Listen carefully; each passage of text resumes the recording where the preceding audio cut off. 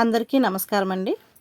ఈరోజు మనం 2011వ సంవత్సరంలోని చందమామ కథల పుస్తకంలోని చాదస్తాల యశోదమ్మ అనే కథ గురించి చెప్పుకుందాం.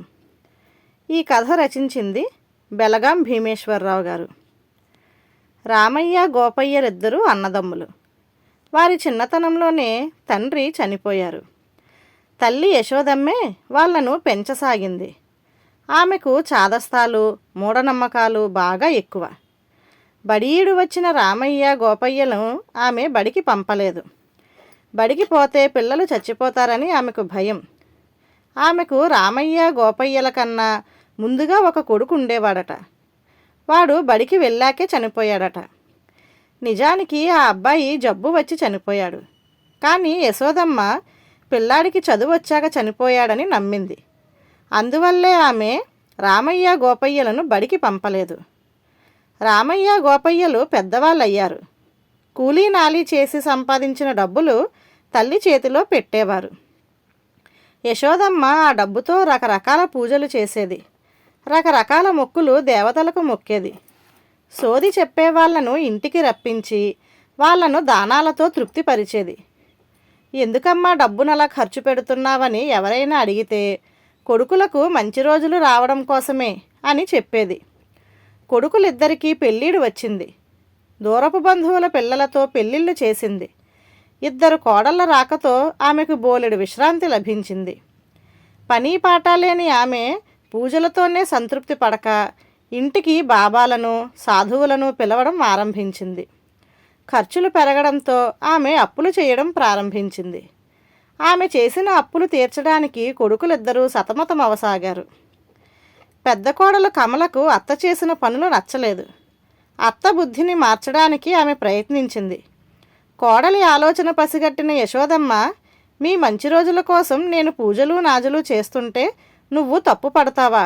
దేవుడి గదికి వెళ్ళి తప్పైందని లెంపలేసుకో అని కోడలిని మందలించింది. అంతటితో ఊరుకోక కొడుకులు రాత్రి ఇల్లు చేరాక రభస చేసింది. కోడలు మరి నోరెత్తలేకపోయింది. ఎవరూ తన వైపు మాట్లాడలేదని బాధపడింది. రోజులు గడుస్తున్నాయి. యశోదమ్మ కోడళ్ళిద్దరూ నెల తప్పారు. రోజుల తేడాతో 2 మగపిల్లలను కన్నారు. మనవలిద్దరికీ బడి వయసు వచ్చింది. పిల్లలిద్దరినీ బడికి పంపే ప్రయత్నాలు ఇంట్లో చేస్తుంటే యశోదమ్మ అడ్డు పలికింది. మనవలను బడికి పంపడం ససేమిరా వద్దంది. అత్తగారి నోటి నుంచి వచ్చిన ఆ మాటలు విని కమల కొయ్యబారిపోయింది. కొడుకులిద్దరూ తల్లి మాటకు ఎదురు చెప్పకపోయేసరికి ఆమెకు కోపం నశాలానికి ఎక్కింది. మీ అమ్మగారి చాదస్తాలు మరీ ఎక్కువ అవుతున్నాయి. ఆమె చాదస్తంతో మీకెలాగూ చదువు లేదు. మన పిల్లలకు కూడా చదువును దూరం చేయాలని ఆమె అనుకుంటుంది. ఇలా అయితే నేను ఇంట్లో ఉండలేను గట్టిగానే చెప్పింది. మంచం మీద కూర్చున్న యశోదమ్మ చివాలున మంచం నుంచి దిగి, చిన్నా పెద్ద లేకుండా వాగుడేమిటి? నీకు వినాశకాలం దాపురించింది. అందుకే అలాగ పేలిపోతున్నావు. దేవుడు దెయ్యము అంటే కాస్త భయము భక్తి ఉండాలి. పెద్దవాళ్ళు అనుభవంతో చెప్పే మాటలను గౌరవించాలి అని విరుచుకుపడింది. కోడలకి అత్తకు మాట పెరిగింది. రామయ్య ఎంత సర్ది చెప్పినా ఇద్దరి మధ్య వాదన తెగలేదు. చివరకు వాదన వేరుకాపురం వరకు వచ్చింది. మనస్సులు కలవనప్పుడు దూరంగా ఉండడమే శ్రేయస్కరమని పక్క ఊర్లో కాపురం పెట్టాడు రామయ్య. కమల భర్తను తన దారికి తెచ్చి ముందు పిల్లాడిని బడిలో చేర్పించింది.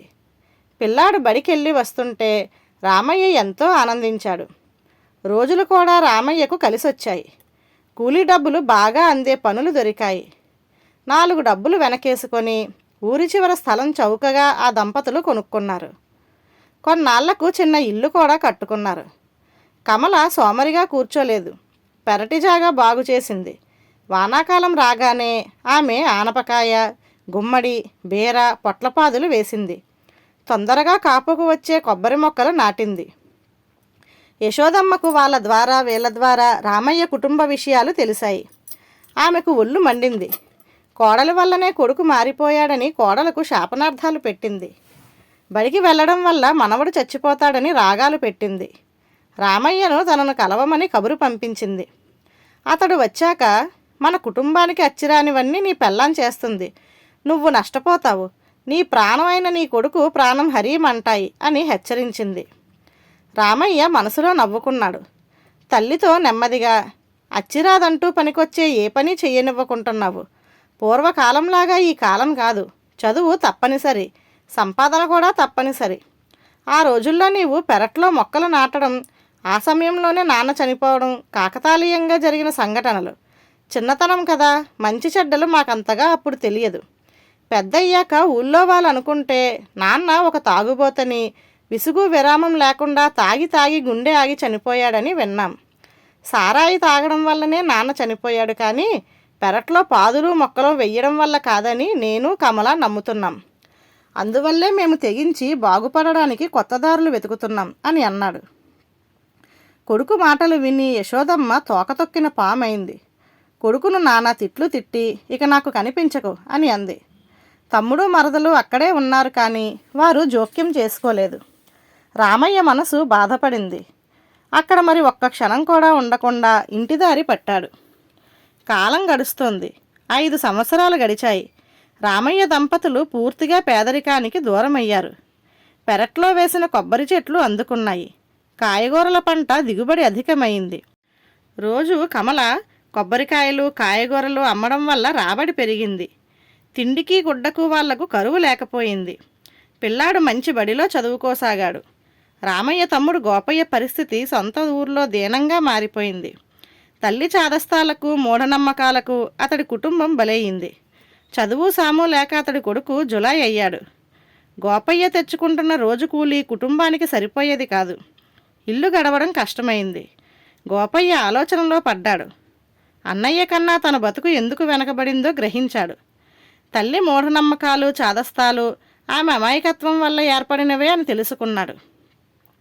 ఒకరోజు తల్లితో, అమ్మా, అన్నయ్య బాటలోనే నేను నడుస్తాను. మా జీవితాలను బాగు చేసుకుంటాం. మన ప్రయత్నం ఉంటేనే దేవుని దీవెన ఉంటుంది. ఏకంగా దేవుని మీదే భారం వేసి కూర్చుంటే ఫలితం ఉండదు. ప్రతీదీ అచ్చిరాదని పాతదారిలోనే పయనిస్తే మనం ఎప్పుడు జీవితంలో ముందుకెళతాము? నిలదీసినట్టే అడిగాడు. ఆ మాటలు గోపయ్య నోటి నుంచి విని యశోదమ్మ ఆశ్చర్యపోయింది. కాసేపు నోట మాట లేకుండా చేష్టలు ఉడిగిపోయింది. ఏమనుకుందో ఏమో. కొంతసేపు అయ్యాక, నీ ఇష్టం, మీ కొత్త ఆలోచనలకు నేను అడ్డు రాను అంది. గోపయ్య దంపతులు ఆనందించారు. కొన్నాళ్లకు అందరి శ్రమతో ఆ ఇల్లు కూడా సిరి సంపదలకు లోటు లేకుండా అభివృద్ధి చెందింది. ధన్యవాదాలు.